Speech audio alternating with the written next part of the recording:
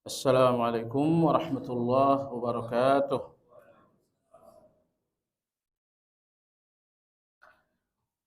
Alhamdulillah alladzi bi ni'matihi tatimmu shalihat wa ashhadu an la ilaha illallah wahdahu la syarika lah wa ashhadu anna Muhammadan abduhu wa rasuluhu la nabiyya ba'dah. Allahumma salli wa sallim ala Muhammad wa ala alihi wa sahbihi wa man ihtada bihadihi ila yaumiddin. Ya ayyuhalladzina amanu ittaqullaha haqqa tuqatih wa la tamutunna illa wa antum muslimun.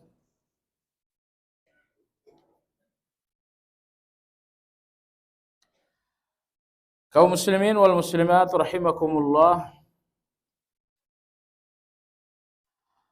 melanjutkan pembahasan mengenai al-munafiqun. Dan ini adalah pertemuan yang kedua kita bersama dengan judul ini.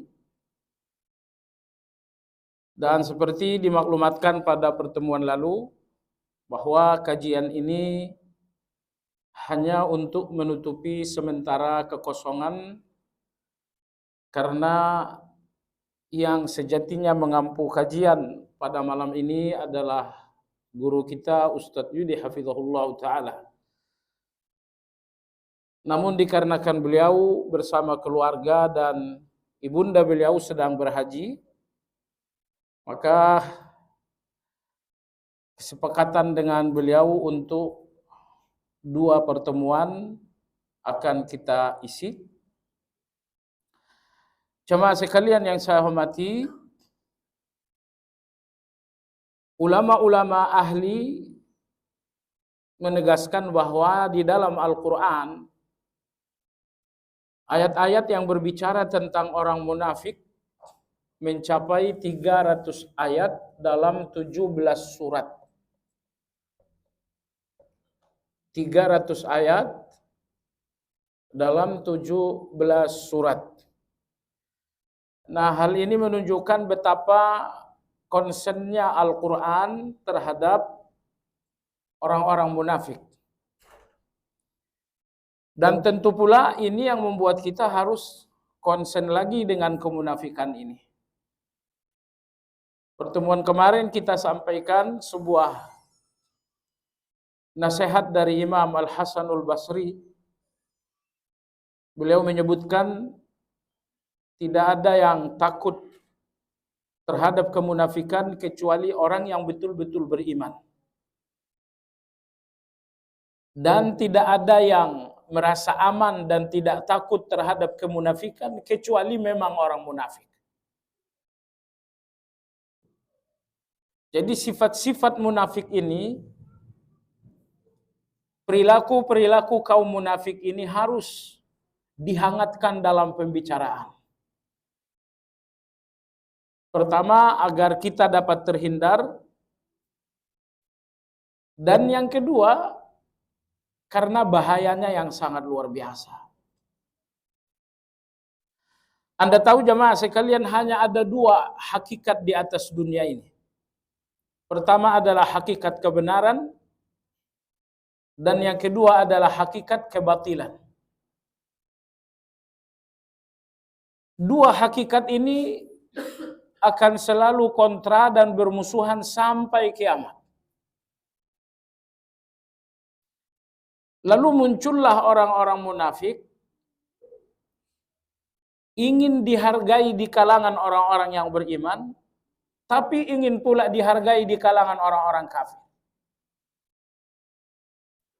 Dan mereka tidak mungkin dihargai di 2 kelompok yang berbeda, kecuali mereka memiliki sikap-sikap bunglon.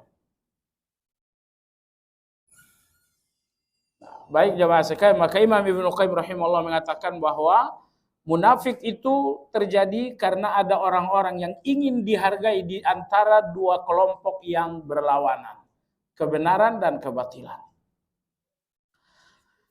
Malam ini jemaah sekalian, pembicaraan kita tidak lagi tentang sifat-sifat orang munafik, tetapi mengenai perumpamaan orang munafik dalam Al-Quran. Setidaknya Al-Quran menyebutkan 3 perumpamaan tentang orang munafik. 3 perumpamaan ini memang tidak menjelaskan sikap mereka secara definitif, sifat-sifat mereka secara rinci, tapi 3 perumpamaan ini memberikan gambaran bagaimana orang-orang munafik beragama. Gambaran yang pertama adalah al-mathal an-nari. Gambaran api. Allah gambarkan mereka bagaikan api. Yaitu pada ayat yang ke-17 dalam surat Al-Baqarah. Mathaluhum kamathalil ladzi istawqada nara. Gambaran mereka yang kedua adalah gambaran hujan. Gambaran air. Yang Allah sebutkan pada ayat yang ke-20 dalam surat Al-Baqarah, yaitu firman Allah, "Au kasayyibin minas sama'i fihi dhulumatun wa ra'd." Lalu gambaran mereka yang ketiga Allah sebutkan dalam surat Al-Munafiqun ayat yang keempat, "Ka'annahum khusyubum musannadah." Seakan-akan mereka adalah kayu yang disandarkan. Jadi inilah 3 gambaran Al-Quran tentang orang munafik. Mereka digambarkan seperti api, kedua mereka digambarkan seperti hujan, dan yang ketiga mereka digambarkan seperti kayu yang disandarkan. Dan sekali lagi, 3 gambaran ini tidak menjelaskan sifat-sifat mereka secara rinci dan definitif, tapi 3 gambaran ini menyampaikan bagaimana cara dan watak-watak mereka dalam beragama. Baik jemaah sekalian, Anda bisa melihat surat Al-Baqarah ayat 17 dan 18. Kalau pakai handphone, saya rekomendasi sekali ada di internet Quran.com namanya. Quran.com itu bagus sekali. Nanti akan ditonjolkan Al-Quran 30 juz, nanti pilih bahasa, nanti di dalam ayat Anda tinggal sentuh satu kata, itu langsung diberikan arti per kata. Misalnya bismillah, Anda tekan ba, muncul arti dengan. Anda tekan lagi ismi, muncul arti nama. Itu sangat bagus sekali. Ayat 17 dan ayat 18. Seperti disampaikan bahwa kajian ini hampir 100% mengacu kepada tulisan Imam Ibnu Qayyim rahimahullahu ta'ala. Pada ayat ke-17 Allah berfirman, "Mathaluhum," perumpamaan orang-orang munafik, "kamathalil ladzi istawqada nara." Seperti seseorang yang minta dinyalakan api. Falamma adha'at ma haulahu, ketika api telah menerangi sekitarnya, dhahaballahu binurihim, maka Allah menghilangkan sinarnya. Wa tarakahum fi dhulumat, tinggallah orang munafik berada dalam kegelapan-kegelapan, la yubsirun, mereka tidak bisa melihat apa-apa. Pada ayat ke-18 Allah berfirman, "Summum bukmun umyun fahum la yarji'un."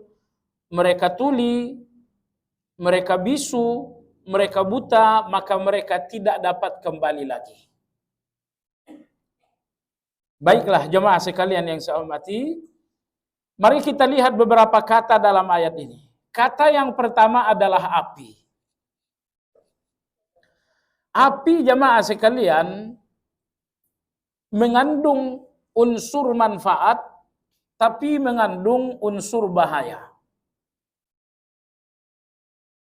Dalam situasi gelap Anda nyalakan api, sinarnya akan menjadi manfaat. Tapi kalau api itu kemudian padam, sinarnya hilang, terangnya hilang, gelap pun kembali datang dan yang tersisa hanya bara. Dan bara itu sendiri adalah bahaya. Jadi dengan demikian dalam situasi gelap yang Anda butuhkan adalah sinarnya bukan baranya. Tetapi orang-orang munafik dalam situasi gelap nyalalah untuk mereka api, tapi tidak lama kemudian api itu padam dan yang tersisa hanyalah bara. Mari kita pahami perumpamaan ini. Tadi saya katakan bahwa api mengandung, api dalam situasi gelap manfaatnya ada pada terang. Kalau terang itu sudah hilang dan padam, yang tersisa hanyalah bara. Bara ini tidak lagi ada manfaatnya. Dia membakar.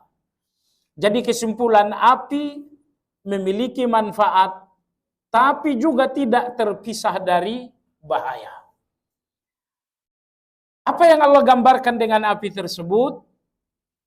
Jawabannya adalah keimanan orang-orang munafik. Keimanan mereka adalah cahaya yang memberikan terang. Tapi keimanan mereka bercampur dengan kemunafikan. Sehingga keimanan mereka tidak sepenuhnya menjadi manfaat. Keimanan memberikan mereka manfaat beberapa saat, tapi sesampainya di akhirat mereka akan masuk ke dalam neraka. Ibnu Abbas radhiyallahu anhu berkata, keimanan orang-orang munafik menghasilkan manfaat. Pertama, mereka bisa menikah dengan muslimah. Keimanan mereka membuat mereka berhasil atau berhak menjadi anggota ahli waris. Keimanan mereka bermanfaat bahwa status mereka muslim dan aman di tengah-tengah orang Islam. Jadi iman mereka walaupun sebuah kepura-puraan namun memiliki manfaat. Tapi karena keimanan ini hanya keimanan pura-pura, manfaatnya hanya sekejap. Hanya sepanjang hayat saja. Sesampainya di kehidupan yang abadi yaitu di akhirat, keimanan ini tidak lagi bermanfaat, akan tetapi akan menjadi bahaya. Karena keimanan tersebut dibangun di atas kepura-puraan. Maka Allah berfirman, api istauqada nara. Perumpamaan mereka seperti seorang yang minta dinyalakan api. Falamma adha'at ma haulahu, setelah api itu nyala, mereka pun melihat jalan, zahaballahu binurihim. Kemudian Allah menghilangkan sinarnya sehingga api yang tadinya memberikan mereka cahaya, memberikan mereka terang, sekarang kembali menjadi gelap. Nah, jamaah sekalian yang saya hormati, kemudian kita ingin garis bawahi juga kalimat zulumat. Api itu tadinya nyala sewaktu mereka di dunia. Iman mereka bermanfaat. Tapi api itu kemudian padam. Setelah mereka sampai di akhirat, iman itu tidak lagi manfaat. Baik. Wa tarakahum fi zulumat, dan jadilah mereka berada di dalam kegelapan-kegelapan. Perhatikan bagaimana Allah menyebutkan kegelapan dengan pola kata jamak, karena kegelapan itu bukan satu. Tapi kegelapan itu berlapis-lapis. Kalau Anda tahu apa saja kegelapan-kegelapan yang dialami orang munafik, ayat 18 memberikan jawaban. Kegelapan yang pertama summun. Mereka adalah orang yang tuli. Bukmun, mereka adalah orang yang bisu. Yang ketiga umyun, mereka adalah orang yang buta. Inilah 3 kegelapan.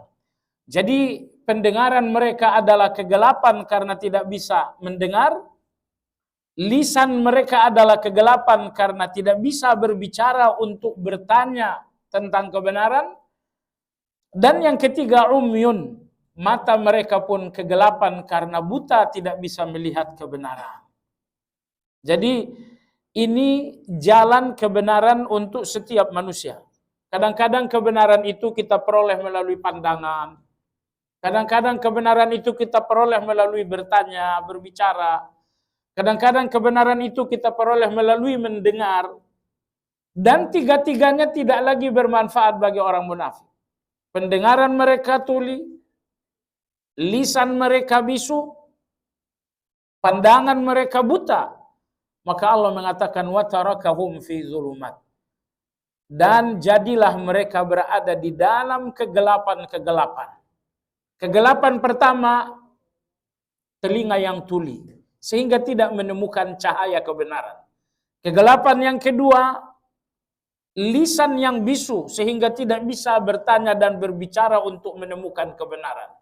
Kegelapan yang ketiga, umyun, bahwa mata mereka buta sehingga tidak bisa melihat kebenaran. Bagian akhir Allah berfirman, fahum la yarji'un, maka mereka tidak lagi bisa kembali.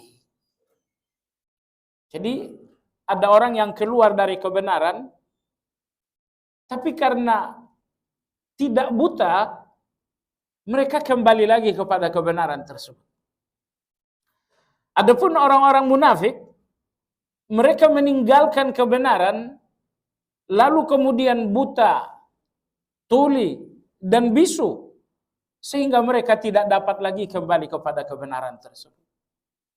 Nah, jamaah sekalian yang saya hormati, Imam Ibn Katsir rahimahullah mengatakan, sesungguhnya ayat 17 ini sangat berhubungan dengan ayat 16.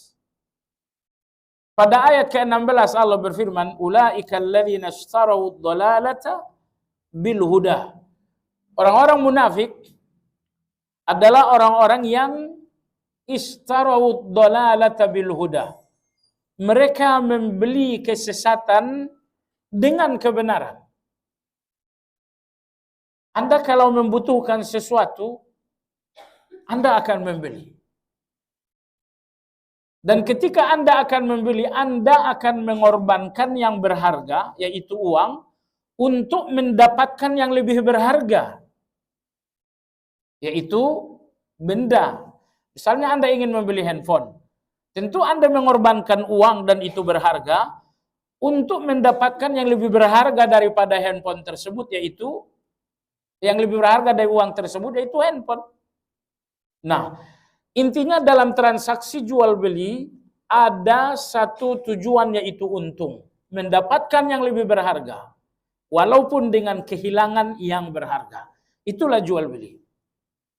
Tapi jual beli orang munafik, kata Allah, fama rabihat tijaratuhum. Jual beli mereka jauh dari keuntungan. Jual beli mereka jual beli kerugian. Kenapa? Karena mereka istarau dhalalata bil huda. Mereka membeli kesesatan dengan harga, yaitu kebenaran. Artinya mereka mengorbankan kebenaran untuk mendapatkan kesesatan. Nah, ayat ini menggambarkan bagaimana kesesatan itu sesuatu yang memang diinginkan oleh orang-orang munafik. Hingga mereka rela membayar kesesatan tersebut dengan mengorbankan kebenaran. Begitu besar ambisi mereka untuk kesesatan. Kesesatan adalah semua dosa. Tapi berbeda antara orang beriman berdosa dengan orang munafik berdosa. Dosa orang-orang yang beriman adalah kesalahan. Tapi dosa orang-orang munafik adalah kesesatan. Apa bedanya? Dosa, kalau kita melihatnya sebuah kesalahan, bagaimanapun kita akan kembali. kita akan bertaubat. Itulah dosa apabila nampak sebagai kesalahan. Tapi dosa apabila ketika dosa itu menjadi sebuah kesesatan, maka tidak lagi ada kehendak dan keinginan untuk bertaubat. Nah, Al-Quran mengatakan bahwa dosa tidak lagi sekedar kesalahan, tapi menjadi kesesatan bagi orang-orang munafik. Karena orang-orang munafik melihat dosa itu adalah keuntungan, sehingga mereka mengorbankan kebenaran untuk membeli dosa dengan asumsi bahwa dosa ini keuntungan. Tapi Allah Azza wa Jalla mengatakan, "Fama rabihat tijaratuhum." Transaksi mereka untuk mendapatkan kesesatan yang mereka anggap sebagai keuntungan adalah transaksi yang gagal. Transaksi yang rugi. Baik jemaah sekalian yang saya hormati, inilah perumpamaan orang munafik yang pertama dalam Al-Quran, yaitu ayat 17 dan 18.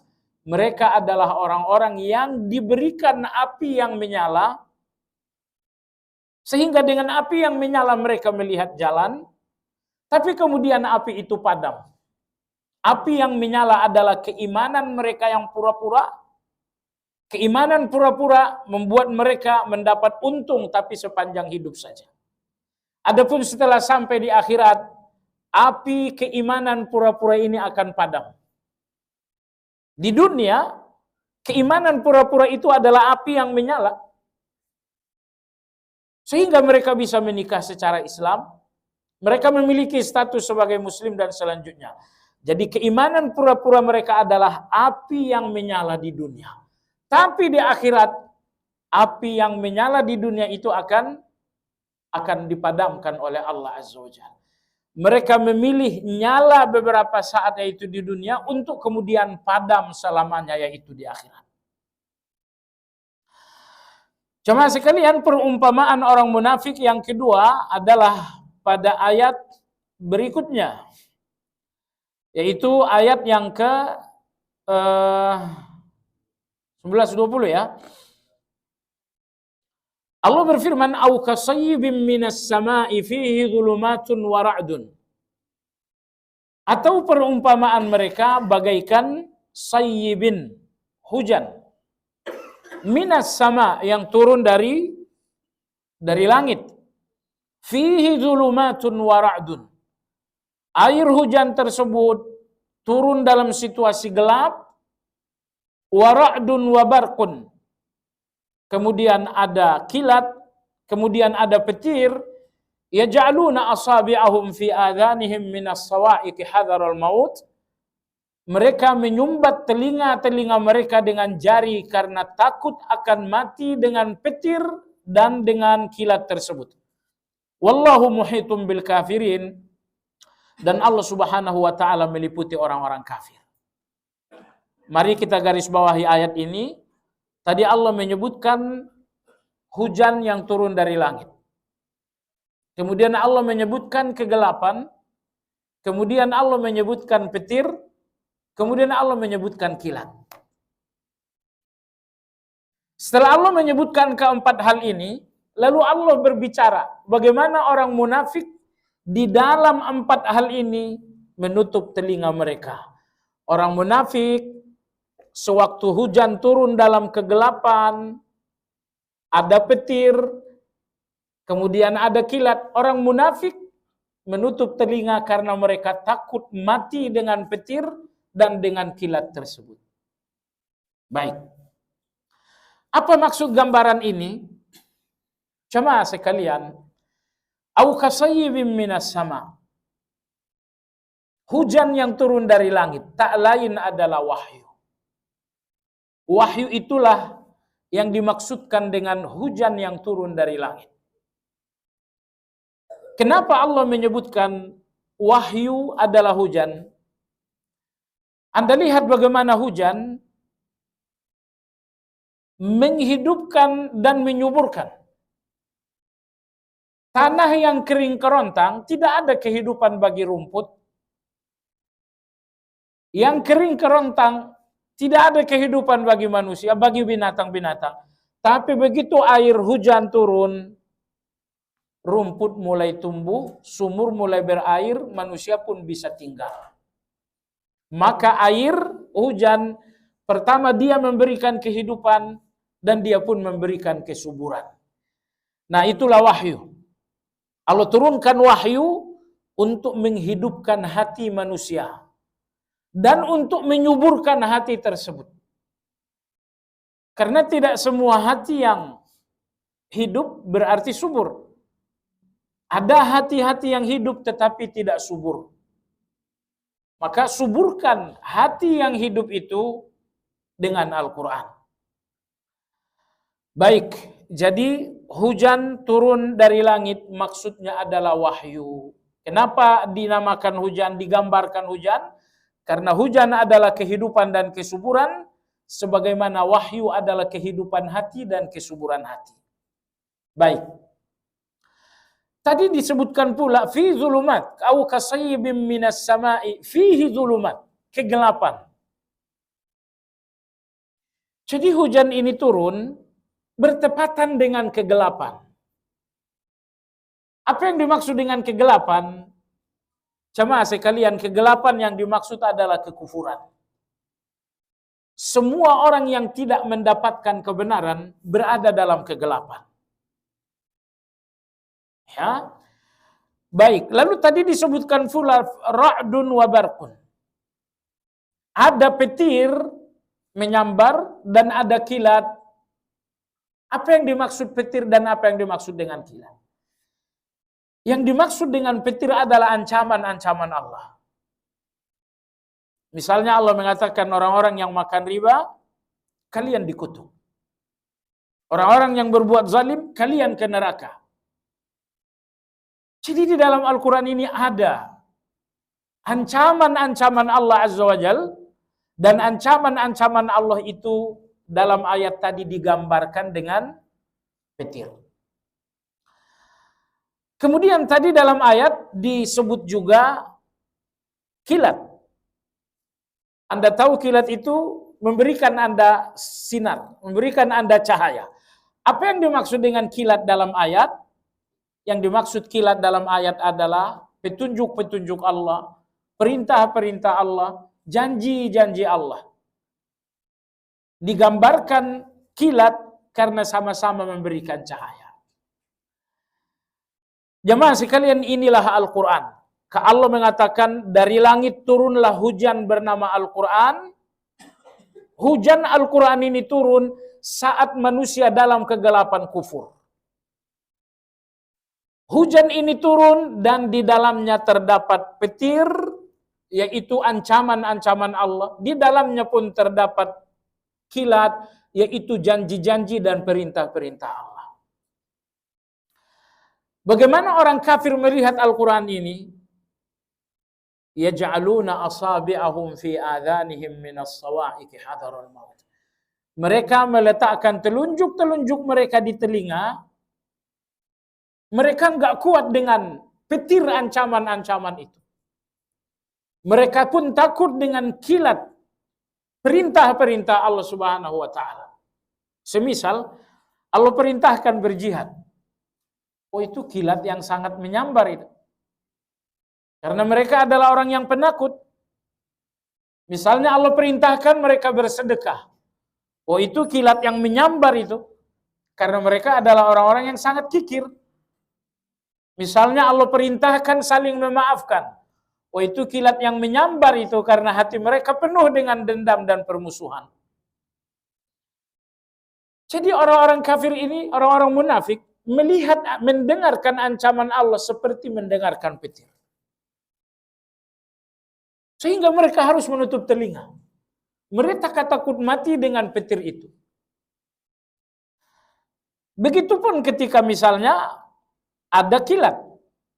Yakadul barqu yakhtafu absarahum. Mereka khawatir kilat ini akan melenyapkan pandangan mereka. Kilat yang dimaksud adalah perintah dan janji-janji Allah Azza wa Jalla. Allah perintahkan jihad, itu kilat.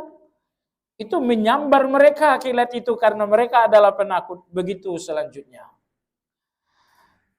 Anda bisa bayangkan jamaah sekalian, ketika dibacakan ayat Al-Quran, semua ancaman-ancaman Al-Quran, ada neraka, ada laknat, ada kemurkaan Allah, dan selanjutnya, orang munafik mendengarnya bagaikan mendengarkan petir. Bagaikan petir yang akan memecahkan telinga.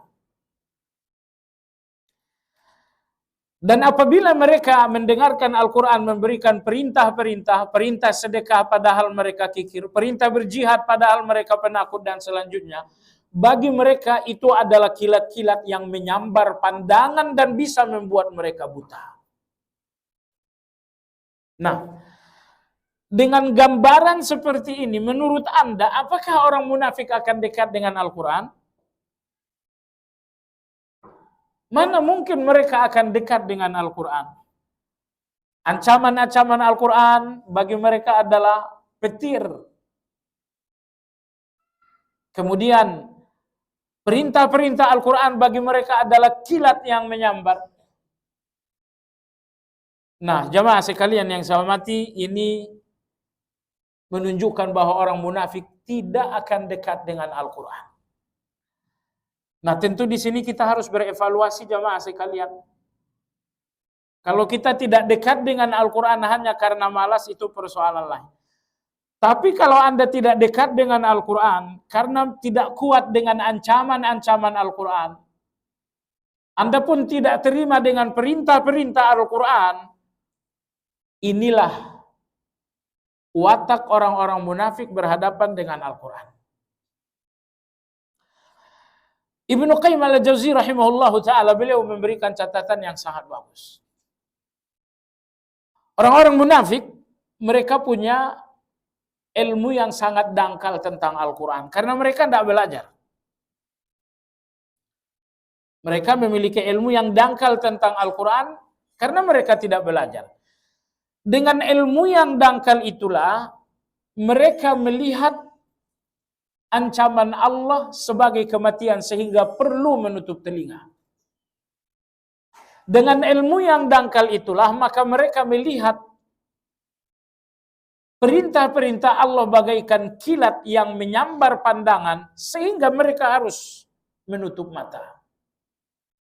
Nah, kata Imam Ibnu Qayyim rahimahullah, orang-orang yang pendek ilmu, orang-orang yang dangkal belajar, akan melihat syariat ini sebagai kerugian.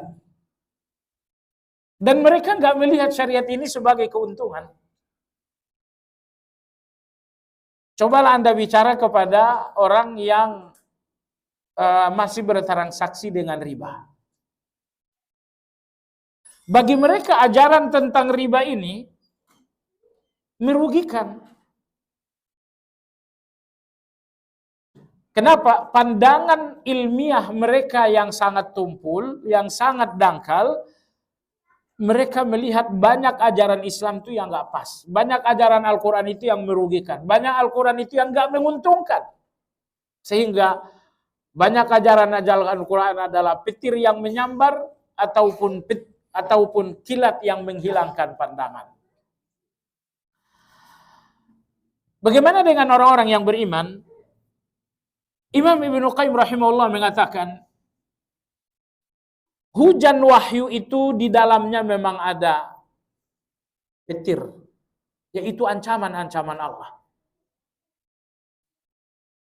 Juga ada kilat, tapi orang-orang yang beriman melihatnya sangat dalam.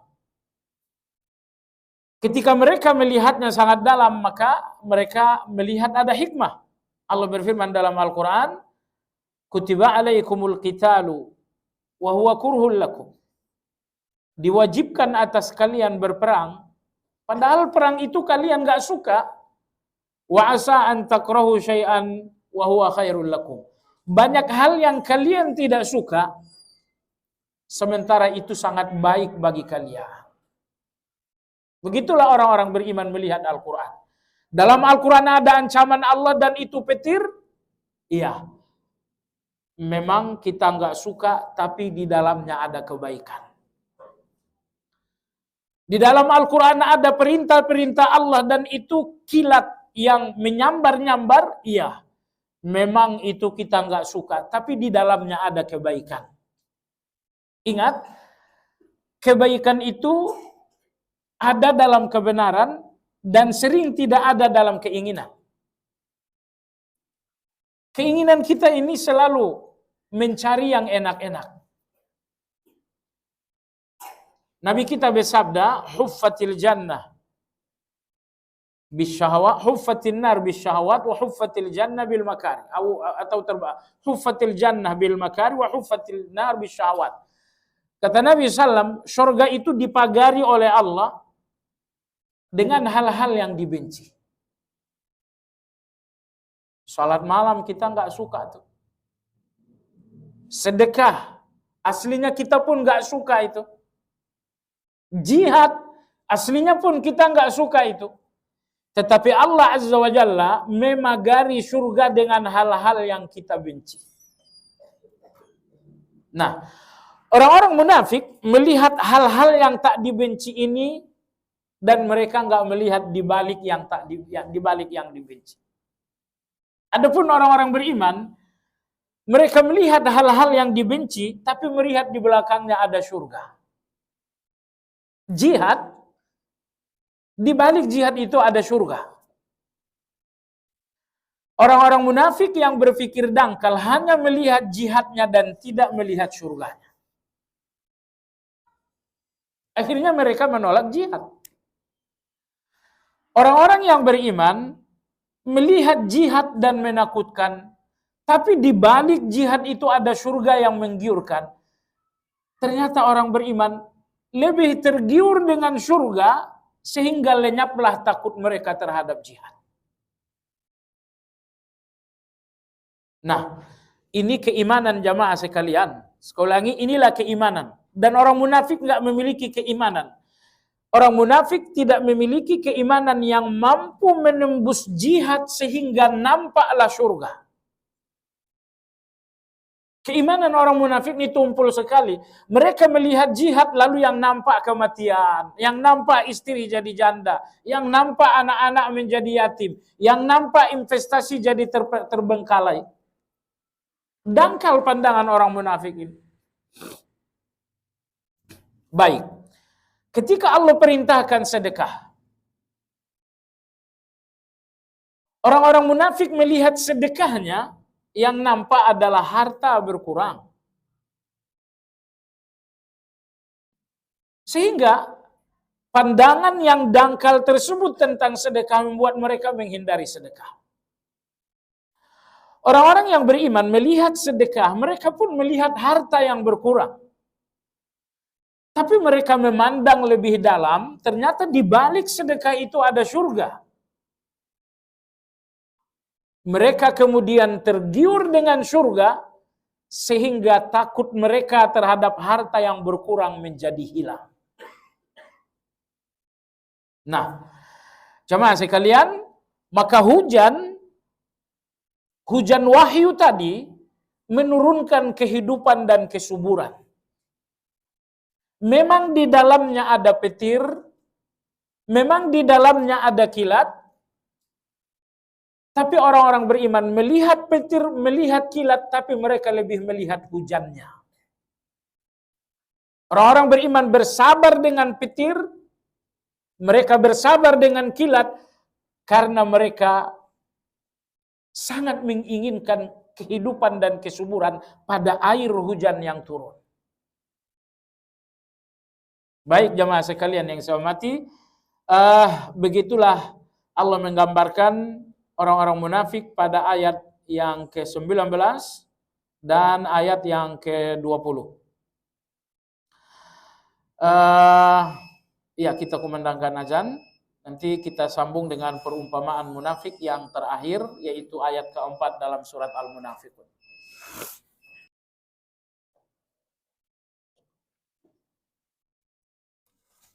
Baik. Gambaran orang munafik yang ketiga dalam Al-Quran adalah pada ayat yang keempat dalam surat Al-Munafiqun. Ayat ini turun khusus membicarakan tokoh munafik yang bernama Abdullah bin Ubay bin Salul. Allah berfirman, wa idza ra'aitahum tu'jibuka ajsamuhum. Jika engkau melihat orang-orang munafik, kamu akan terkagum-kagum dengan tubuh mereka. Wa yaqulu tasma' liqaulihim. Dan apabila orang munafik itu berbicara, begitu indahnya sehingga kalian pasti manggut-manggut mendengar.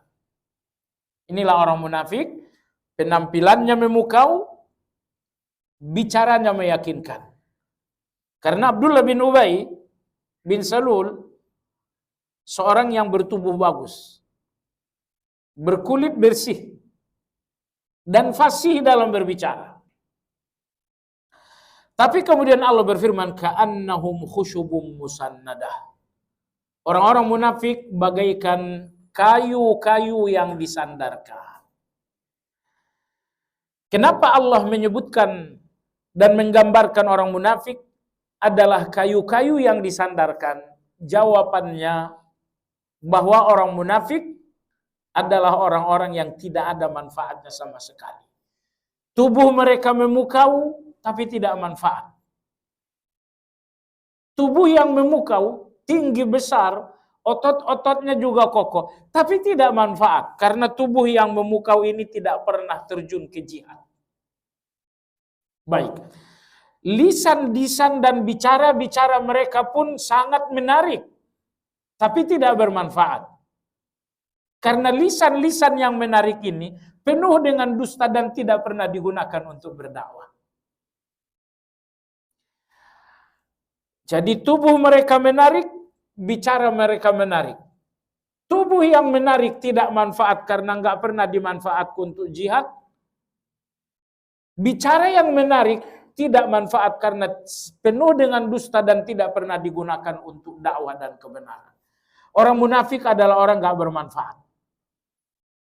Allah berfirman, ka'annahum khusyubum musannadah. Mereka bagaikan kayu-kayu yang disandarkan. Jamaah sekalian, perhatikan kayu-kayu. Ketika kayu ini bermanfaat, maka kita menggunakannya menjadi tiang. Di situ kayu bermanfaat. Atau ketika kayu ini bermanfaat, kita menggunakannya untuk dinding. Atau kita memposisikannya sebagai atap. Itu kayu yang bermanfaat. Tapi ketika kayu itu hanya disandarkan saja, berarti itu kayu yang tidak berguna untuk pintu, tidak berguna untuk dinding, tidak berguna untuk tiang, untuk penyangga, untuk pilar.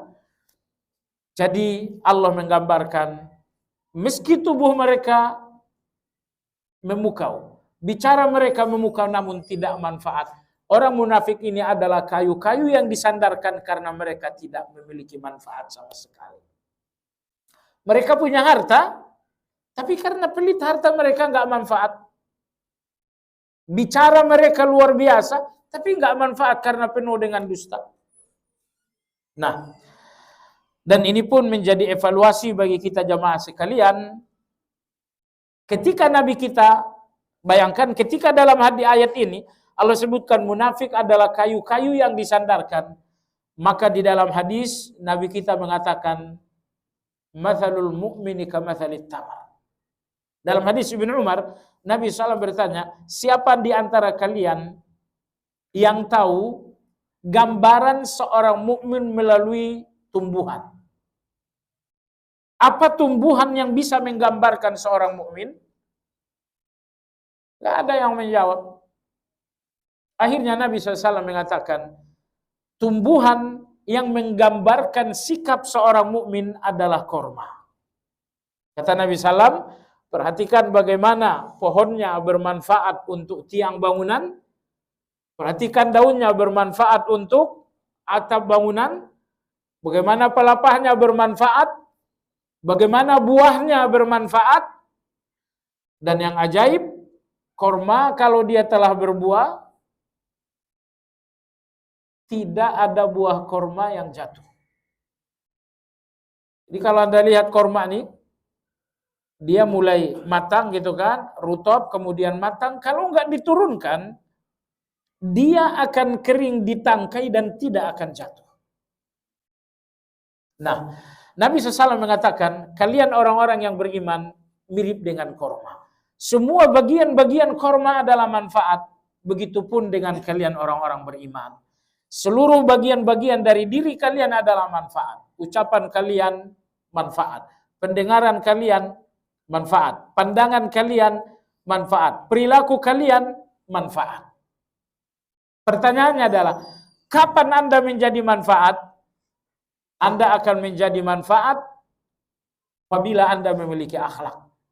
Ucapan Anda manfaat kalau ucapan ini berakhlak. Pandangan Anda manfaat kalau pandangan itu dibalut dengan akhlak. Perilaku Anda manfaat kalau perilaku itu dibungkus dengan akhlak.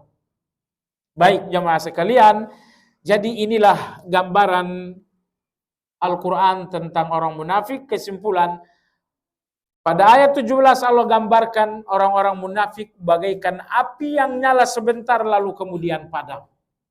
Hal ini menunjukkan keimanan pura-pura mereka nyala memberikan manfaat sebentar hanya dalam kehidupan saja, dan di akhirat iman pura-pura ini akan padam dan mereka pun akan mengalami kerugian. Gambaran yang ketiga pada ayat 19 Allah sebutkan bahwa wahyu bagaikan air hujan, di dalamnya ada ancaman dan itu bagaikan petir, di dalamnya pun ada perintah-perintah Allah dan itu bagaikan kilat. Orang-orang yang beriman melihat ancaman, melihat perintah Allah dengan pandangan yang jauh, dengan pandangan yang dalam. Sehingga mereka melihat di balik ancaman Allah itu ternyata ada jalan surga. Di balik perintah Allah itu ternyata ada jalan surga. Maka dengan pandangan yang dalam, ilmu yang dalam, orang beriman sabar dengan petir dan kilat untuk mendapatkan kehidupan dan kesuburan pada air hujan. Adapun orang-orang munafik, mereka tidak mengambil manfaat apa-apa dari air hujan wahyu tadi yang seharusnya menghidupkan dan menyuburkan. Disebabkan karena mereka menutup telinga mereka, tidak kuat dengan petir, mereka pun menutup mata mereka, tidak kuat dengan kilat tadi. Gambaran yang terakhir, orang munafik tubuhnya bagus tapi tidak manfaat, bicaranya fasih tapi tidak manfaat. Perumpamaan mereka bagaikan kayu yang disandarkan. Baik jamaah sekalian, demikian kajian kita, kajian terakhir insyaallah taala. Barangkali ada pertanyaan? Iya, monggo. Waalaikumsalam warahmatullahi wabarakatuh. Sekarang ini tertimpa berbagai isu dan tuduhan serta hinaan ya, sehingga umat Islam Surabaya tidak mampu untuk melawan atau meredamnya. Dan makin juga dengan adanya seperti itu makin banyak orang-orang munafik yang bangkit. Bagaimana agar umat Islam itu menjadi kuat dan tidak mudah ditekan dan dilecehkan. Oke. Saya cari nomor ayatnya dulu. Al-Sinatin Hidayah.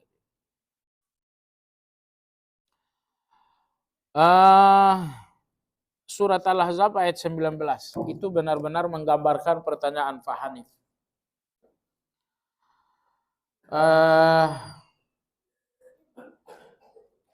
Jadi Allah berfirman, asyihatan alaikum, orang-orang munafik itu sangat kikir dengan kalian. Kikir bahwa orang munafik nggak pernah memberikan apapun kebaikan.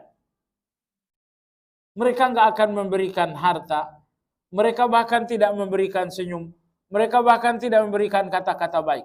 Asyihatan alaikum, orang munafik adalah orang-orang yang kikir dengan segala kebaikan. Bukan cuma kikir uang saja, tapi segala kebaikan mereka kikir terhadap orang beriman. Fa idza ja'al khawfu ra'aitahum yanzuruna ilaika taduru a'yunuhum kalladhi yughsha 'alaihi minal maut. Apabila telah datang musim perang, musim berjihad, kalian melihat orang-orang munafik takut, pandangan mata mereka terbelalak bagaikan orang yang akan mati. Fa idza dhahabal khauf, apabila tidak lagi ada musim perang, apa yang terjadi? Salakukum bi alsinatin hidad. mereka menyakiti kalian dengan kata-kata yang sangat tajam. Nah, saat ini situasinya bukan situasi jihad. Situasi aman. Dalam situasi aman Allah mengatakan salakukum bi alsinatin hidadin asyihatan alal khair. Orang-orang munafik ini akan menyakiti kalian dengan kata-kata yang sangat menyakitkan. Apa solusinya? Allah berikan solusinya ada dua. Wa in tasbiru wa tattaqu la yadurrukum kaiduhum syai'a. Kata Allah, seandainya kalian bersabar dengan sikap mereka, wa tattaqu dan kalian takwa kepada Allah, la yadurrukum kaiduhum syai'a. Segala makar-makar mereka enggak akan menjadi bahaya.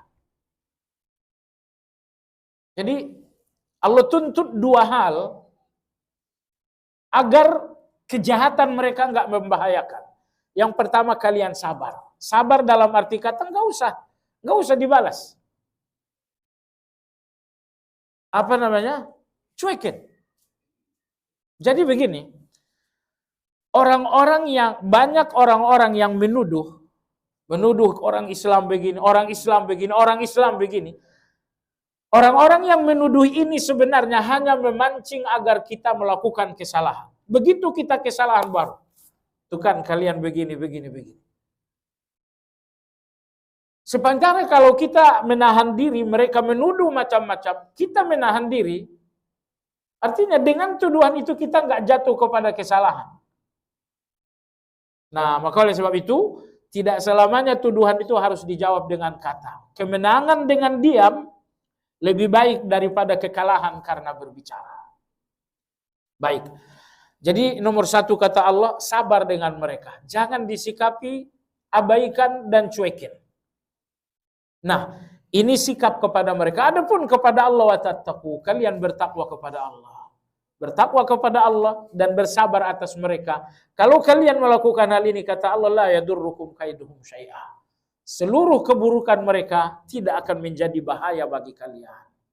Nah, ayat ini dalam surat Ali Imran, pelajaran bagi kita.